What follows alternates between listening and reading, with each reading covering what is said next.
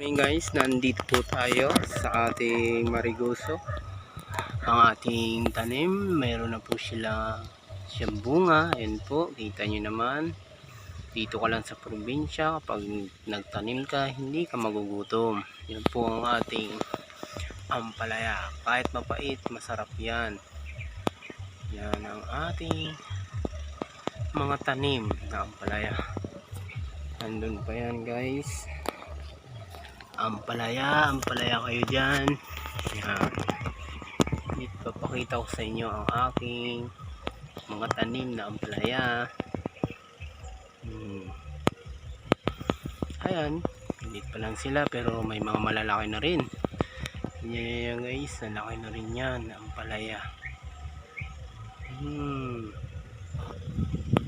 Mga ampalaya natin at magtatanim pa tayong iba't ibang uri ng gulay. Kita niyo yan. Ampalaya kayo dyan.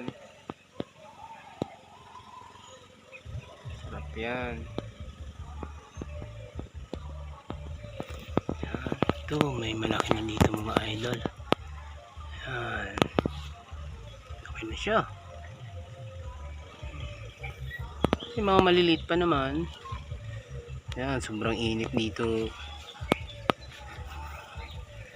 Guys, ayan na siya. Ayan, kikita niyo yan. Ating pananim na ampalaya. Yan, mga bulaklak niya. Ito lang, simple lang ang buhay dito sa probinsya. Yan, bubuhay ka na kapag magtanim ka lang, okay na.